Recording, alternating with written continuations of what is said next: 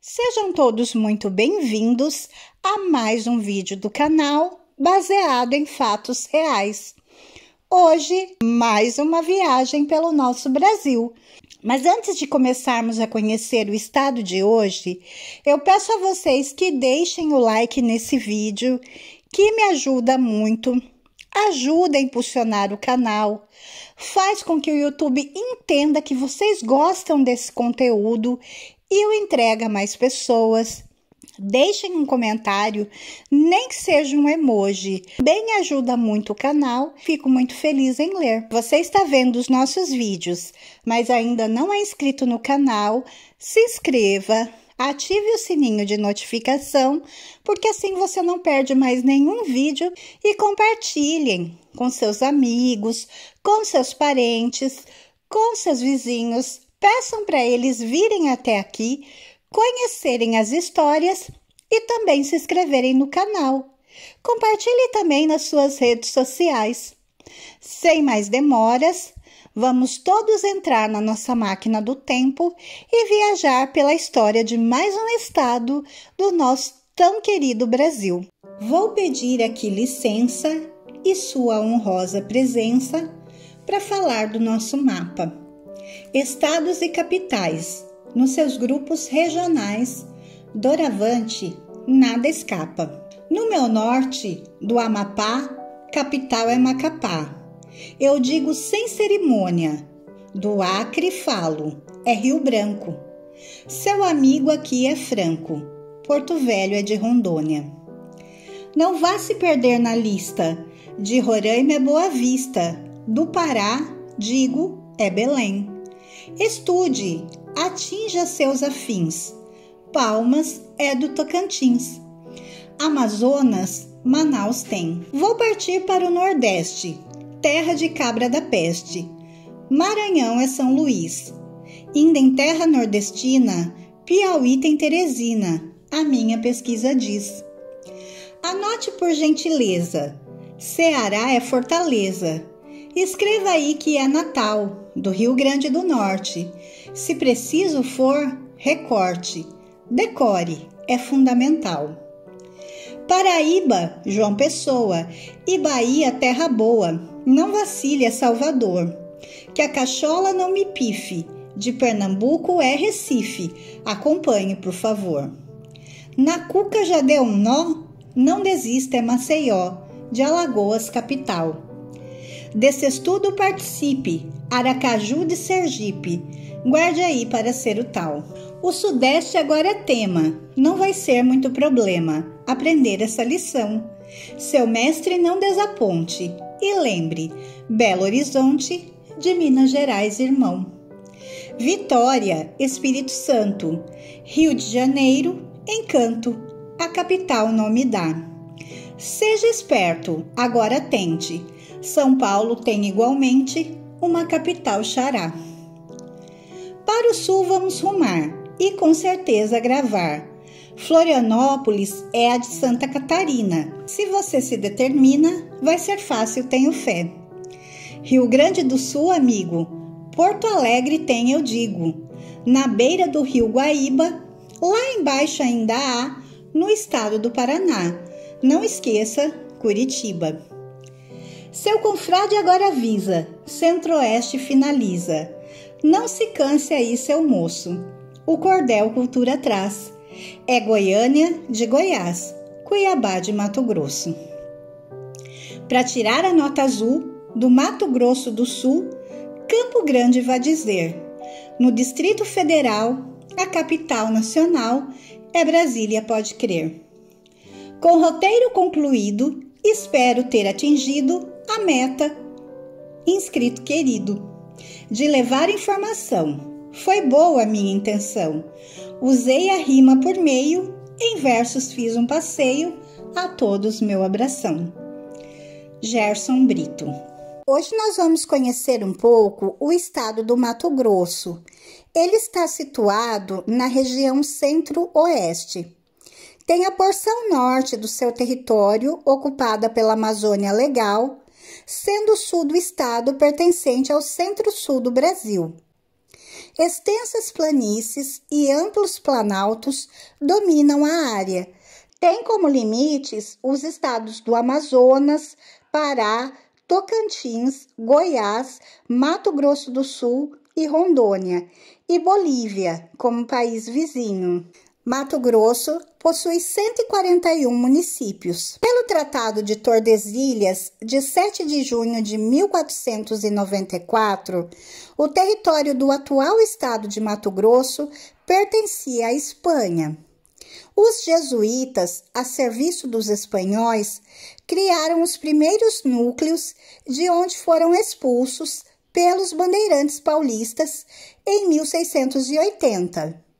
Em 1718, a descoberta do ouro acelerou o povoamento. Em 1748, para garantir a nova fronteira, Portugal criou a capitania de Mato Grosso e lá construiu um eficiente sistema de defesa. O Tratado de Madrid, de 1750, reconheceu as conquistas bandeirantes na região de Mato Grosso, para dirimir questões de limites entre Portugal e Espanha. Com a chegada dos seringueiros, pecuaristas e exploradores de erva mate, na primeira metade do século XIX, o estado retomou o desenvolvimento.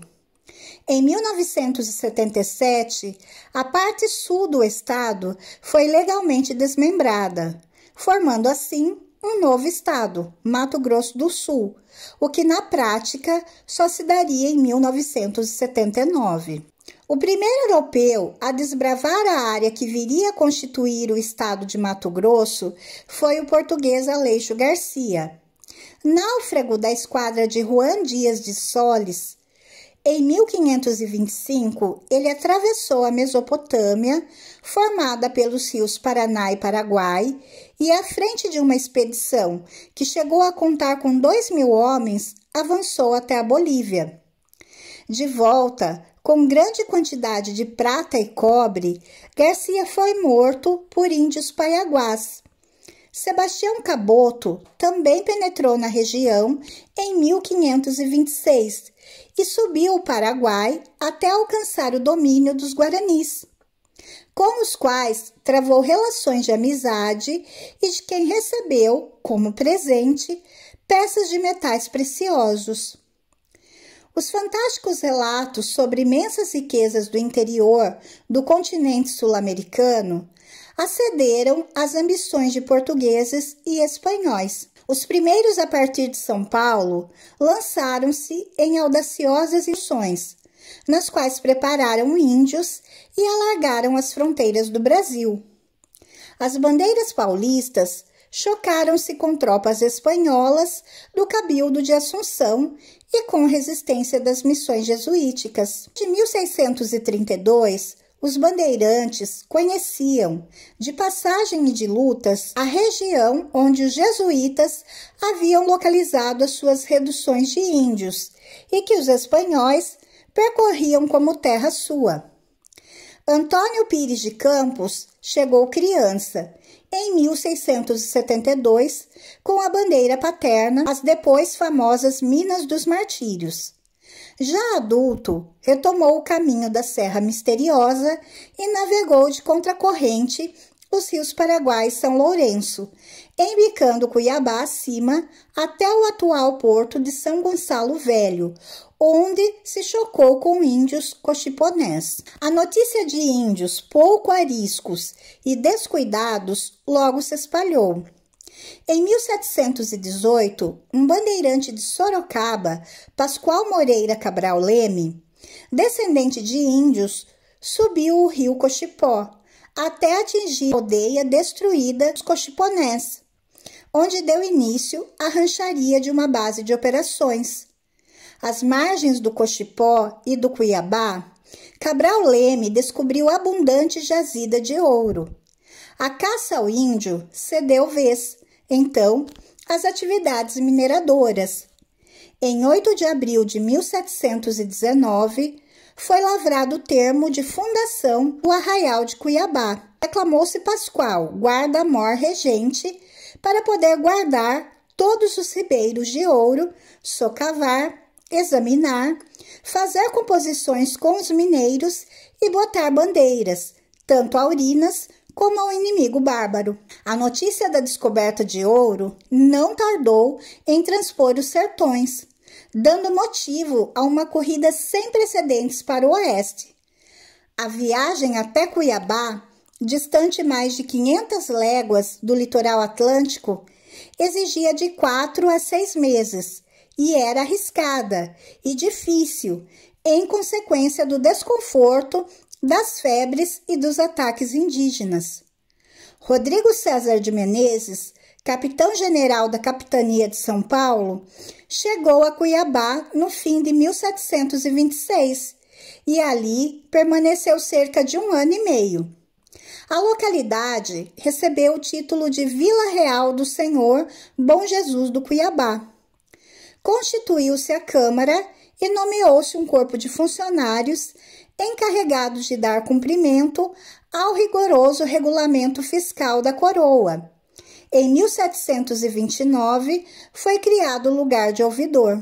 O Tratado de Madrid, de 1750, reconheceu as conquistas bandeirantes na região de Mato Grosso, para dirimir questões de limites entre Portugal e Espanha. Outro tratado, de 1761, modificou o anterior, ao proibir construções fortificadas na faixa de fronteira. Os espanhóis exigiram a evacuação de Santa Rosa, ocupada e fortificada por Rolim de Moura, que resolveu enfrentá-los. Travou-se luta, sem vantagem, decisiva para nenhuma das partes. Afinal, os castelhanos se retiraram em 1766, já sob o governo do sucessor de Rolim, seu sobrinho João Pedro da Câmara. Expulsos, os jesuítas das missões espanholas em 1767, a situação tornou-se mais tranquila para Portugal. Luís de Albuquerque de Melo Pereira e Cáceres governou de 1772 a 1789, tomou, porém, a iniciativa de reforçar o esquema defensivo. Construiu à margem do rio Guaporé o Forte Real do Príncipe da Beira, no qual chegaram a trabalhar mais de 200 obreiros, e no sul, sobre o rio Paraguai, abaixo do rio Miranda, o presídio de Nova Coimbra. Fundou Vila Maria, mais tarde São Luís de Cáceres, ou simplesmente Cáceres, Casal Vasco, Salinas e Corixa Grande. Criticou severamente o novo Tratado Luso-Espanhol de 1777, Tratado de Santo Ildefonso, no tocante a Mato Grosso, por achar que encerrava concessões prejudiciais a Portugal. Usou no levantamento cartográfico e na delimitação de fronteiras os serviços de 2 astrônomos e matemáticos brasileiros, recém-formados em Coimbra, Francisco José de Lacerda e Almeida e Antônio Pires da Silva Pontes, e dos geógrafos capitães Ricardo Francisco de Almeida Serra e Joaquim José Ferreira. Caetano Pinto de Miranda Montenegro, o futuro marquês de Vila Real de Praia Grande, chegou a Cuiabá em 1796 para assumir o cargo de capitão-general com recomendação da metrópole para elaborar um plano de defesa que protegesse a capitania contra qualquer tentativa de invasão. A guerra com os espanhóis foi deflagrada em 1801, quando Lázaro de Ribeira, à frente de 800 homens, atacou o forte de Coimbra, defendido bravamente por Ricardo Franco, com apenas 100 homens que conseguiram repelir o invasor. A paz, todavia, só foi firmada em Badajoz, em 6 de maio de 1802. A capitania, com meio século de vida autônoma, consolidou sua estabilidade territorial e neutralizou de imediato o perigo de novas invasões. No fim do período colonial, registrou-se certo declínio da capitania. Cuiabá e Vila Bela, haviam sido elevadas à categoria de cidade. Em 20 de agosto de 1821, Magese foi deposto pela tropa, clero, nobreza e povo. Ambicioso em extremo, concussionário insaciável, hipócrita. Formou-se em Cuiabá uma junta governativa que jurou lealdade ao príncipe Dom Pedro e outra, dissidente, em Vila Bela da Santíssima Trindade, com o que se estabeleceu a dualidade de poder. Em abril de 1878, em fundação do Tratado de Ayacucho, foram enviados para Corumbá as plantas geográficas dos rios Guaporé e Mamoré, sendo que a cartografia para delimitar os limites fronteiriços dos rios Guaporé e Mamoré foi levantada e apresentada pela segunda seção brasileira, sediada na mesma cidade, tendo sido todas chanceladas pelos delegados brasileiros e bolivianos. Continuando, a descrição diz: dessas cabeceiras continuam os limites pelo leito do mesmo rio até a sua confluência com o Guaporé, e depois pelo leito deste e do Mamoré até a sua confluência com o Beni, onde principia o Rio Madeira.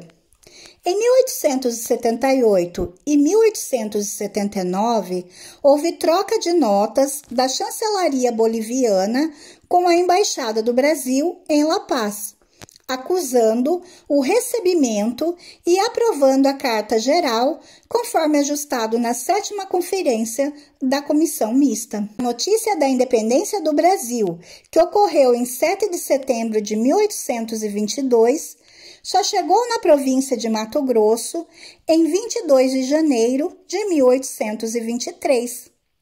A demora deve-se ao fato de que o difícil acesso a Mato Grosso, aquela época, sobretudo no período de chuvas, dificultou a chegada imediata da notícia da independência. Logo depois, um governo provisório único substituiu as duas juntas e foi instalado em Cuiabá, o que transformou Vila Bela da Santíssima Trindade em capital destronada. As lutas entre as tendências conservadoras e liberal refletiram-se na província durante o primeiro reinado, e a regência foi montada em Cuiabá.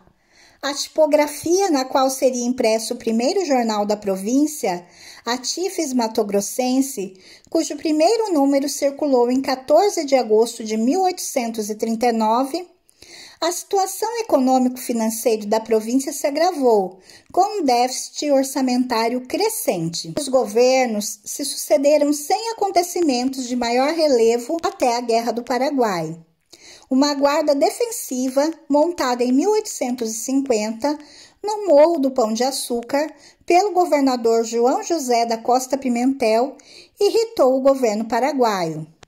Pimentel, então, recuou ante gestões diplomáticas realizadas em Assunção.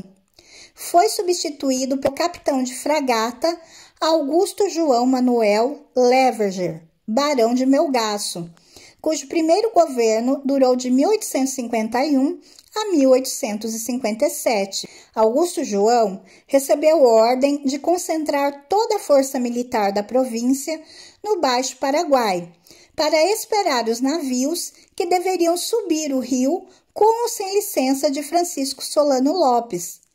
Mudou-se então para o Forte de Coimbra, onde permaneceu cerca de 2 anos. O coronel Frederico Carneiro de Campos, nomeado presidente provincial em 1864, subiu o rio Paraguai para assumir o posto quando seu navio, o Marquês de Olinda, foi atacado e aprisionado por uma bela nave paraguaia. Logo que o Paraguai rompeu as hostilidades, revelou-se a fraqueza do sistema defensivo brasileiro em Mato Grosso, prevista por Leverger. Caiu logo Coimbra, após 2 dias de resistência. Em seguida, foi a vez de Corumbatá e da colônia de Dourados. A guerra seguiu seu curso, marcada por episódios como a retirada de Laguna, a retomada e subsequente abandono de Corumbá. Dessa cidade, as tropas brasileiras trouxeram para Cuiabá uma epidemia de varíola, que teve efeitos devastadores. Para o povo, 1867 seria o ano das bexigas, mais que da retomada do Corumbá. Os últimos anos do Império registraram um lento desenvolvimento da província, governada de outubro de 1884 a novembro de 1885 pelo general Floriano Peixoto.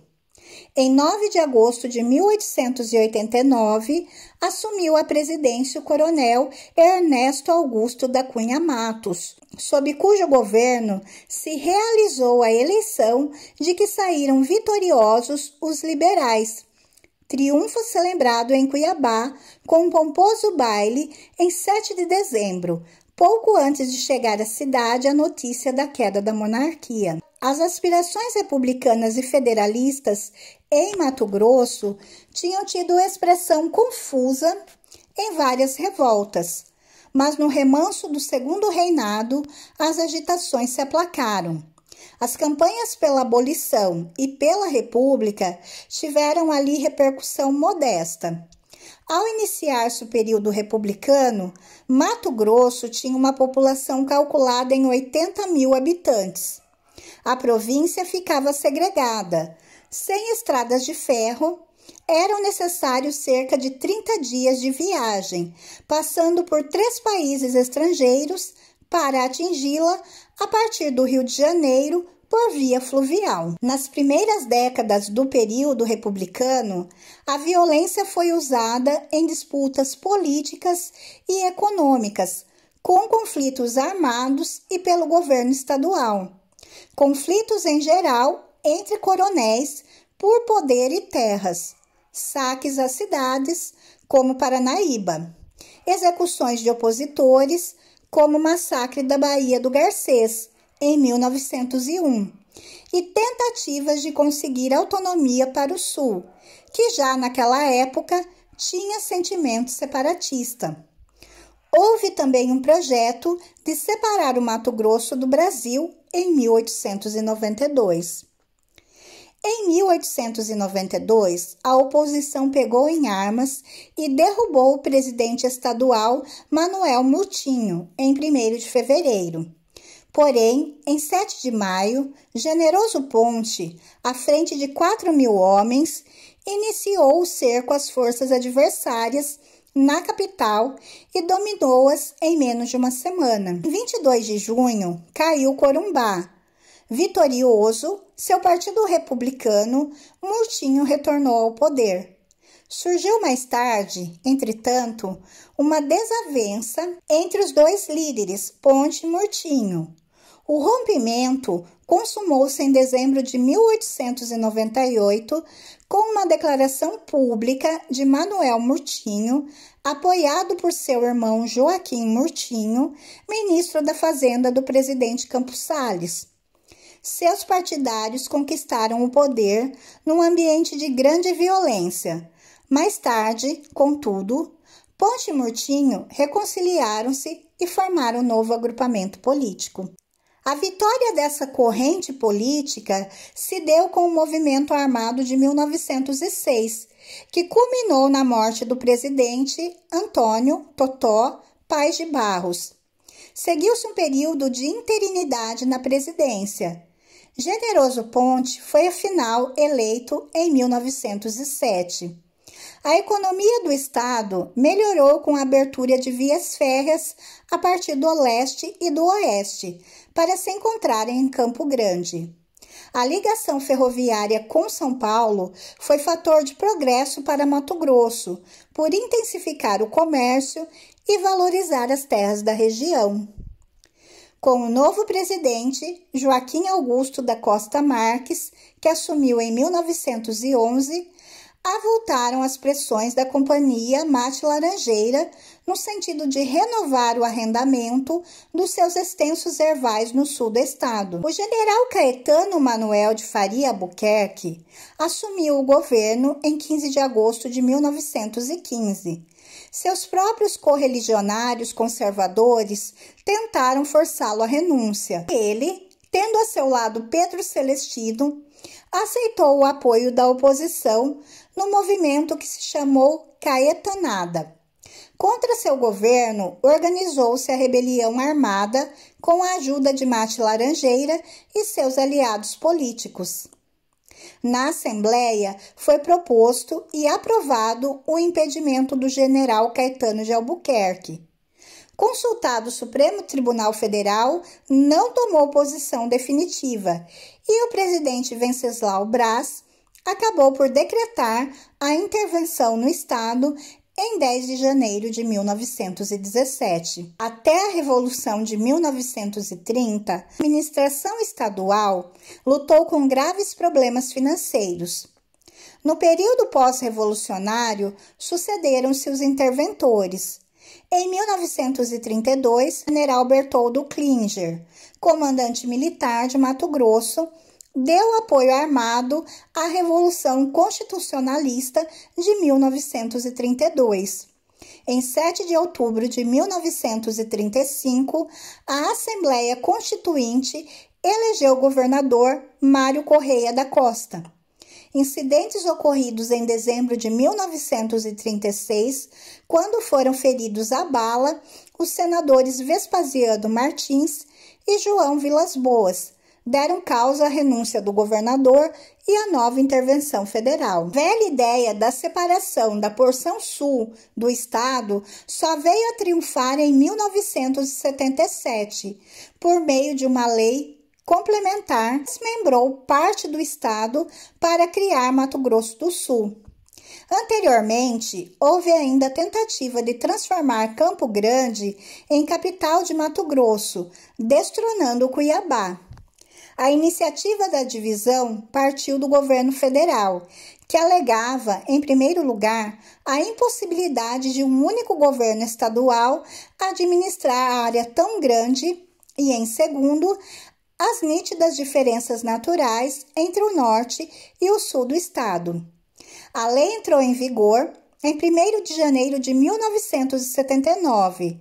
A partir de então, todas as projeções pessimistas de que o então norte, com a capital Cuiabá, iria se estagnar, não se concretizaram. Pelo contrário, surgindo então um processo de pleno crescimento do estado, aliado com a criação e desenvolvimento de municípios como Alta Floresta, Sinop, Tangará da Serra, Primavera do Leste, Campo Novo do Parecis, Sapezal, Campo Verde, Sorriso, Lucas do Rio Verde, Nova Mutum, que hoje estão entre os maiores contribuintes do PIB do Mato Grosso. Políticas econômicas de apoio preferencial à exportação e à ocupação e desenvolvimento da Amazônia e do Centro-Oeste, implantadas a partir da década de 1970, levaram a novos surtos de progresso em Mato Grosso.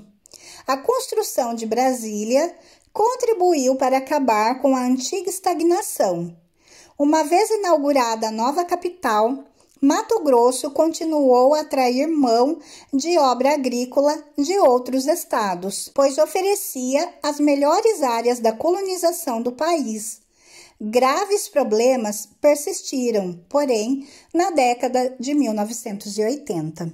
Na área do Pantanal matogrossense, que permaneceu nos limites do estado, ocorria um revestimento vegetal composto de cerrados e campos. A zona de florestas compreendia 47% da área do estado, os cerrados 39% e os campos 14%. Lembrando que no Mato Grosso existe o fuso horário e é 1 hora menor em relação ao horário de Brasília. A população do Mato Grosso, em 1º de julho de 2021, era de 3.567.234 habitantes, segundo a estimativa populacional do IBGE. Mato Grosso é o 17º estado mais populoso do Brasil e concentra 1,7% da população brasileira. A pecuária e a agricultura têm sido os principais sistemas comerciais de Mato Grosso dos séculos 20 e 21. Devido ao crescimento econômico propiciado pelas exportações, Mato Grosso tornou-se um dos principais produtores e exportadores de soja do Brasil. Entre os municípios que se destacam como exportadores está Rondonópolis, maior exportador do estado. Em dados de 2020, o Mato Grosso lidera como o maior produtor nacional de grãos do país, com uma participação de 28%.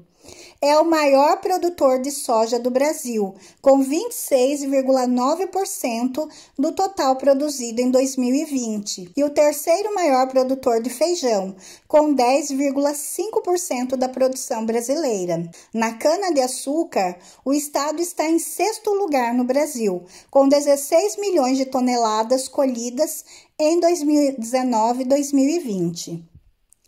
Em 2017, o Mato Grosso era o maior produtor de milho do país, com 58 milhões de toneladas.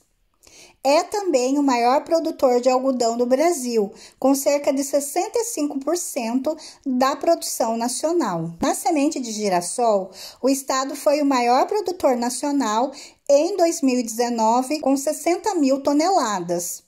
Na produção de mandioca, o Brasil produziu um total de 17,5 milhões de toneladas e Mato Grosso produziu 287 mil toneladas. Mato Grosso preserva manifestações culturais com influências variadas, que ganham expressão em danças, cantos e festivais folclóricos em diferentes regiões do estado. As mais conhecidas são o siriri, dança acompanhada por cantoria e com influências indígenas e africanas, e o cururu, espécie de desafios de rimas com origens em manifestações religiosas por homens, que fazem versos e toadas para as mulheres. Os maiores festivais de siriri e cururu ocorrem em Cuiabá e região. A viola de coxo é um instrumento musical rudimentar típico da Bacia do Paraguai, produzida por mestres, artesãos, violeiros e cururueiros. Praticamente desconhecida no Brasil, a viola de coxo já foi muito aplaudida mundo afora. A viola de coxo só é encontrada no Pantanal de Mato Grosso. Recebe esse nome porque é confeccionada em um tronco de madeira inteiriço, esculpido no formato de uma viola. Com forma e sonoridades singulares, a viola de coxo possui sempre 5 ordens de cordas, denominada prima, contra, corda do meio, canôtil e resposta. Outra cultura típica do estado é o sertanejo universitário, um estilo musical que provém de uma mistura de música sertaneja. É considerado o terceiro segmento na evolução da música sertaneja, estando atrás do sertanejo raiz e do sertanejo romântico. O rasqueado cuiabano é a música popular mato-grossense, que tem as suas origens nos ritmos que formaram a música popular brasileira. O rasqueado é formado por 3 ritmos, que estão na base da formação do povo brasileiro, ou seja, o negro, o índio e o europeu. Os instrumentos utilizados na execução do tradicional rasqueado são o ganzá, o mocho ou adufo, que é uma espécie de tambor em forma de banquinho. O violino fone, a imprescindível viola de coxo. A culinária mato-grossense é a mais rica em peixes na região centro-oeste do Brasil. Usa-se o pacu, piraputanga, pacupeba, piabuçu, curimbatá e o jaú, entre os outros. Os mato-grossenses preparam diversos pratos, abusando da pimenta malagueta. Entre os doces, o furrundum e a banana pode faltar em seus pratos. E essa foi a nossa viagem de hoje por esse estado tão maravilhoso que é o Mato Grosso. E eu vou voltar a repetir para vocês. É tudo muito resumido, tanto na história de como se nasce esse estado, como também nas características, nos dados do estado em si. Eu resumo muito, porque tem muita informação, teria muita coisa para a gente falar e nos falta o tempo.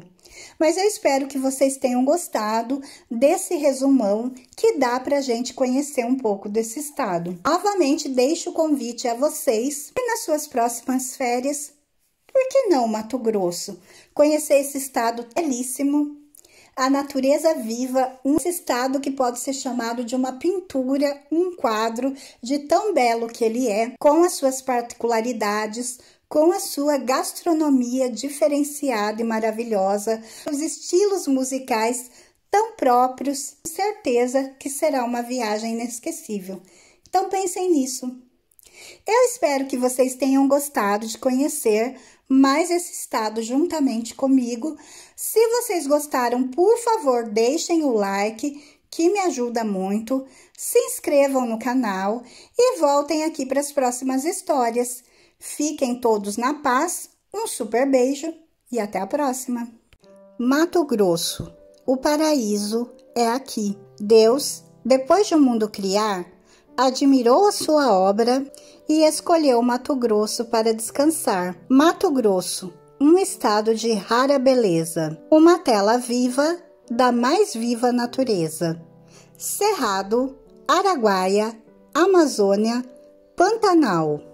Tudo isso é bem Mato Grosso, não existe nada igual.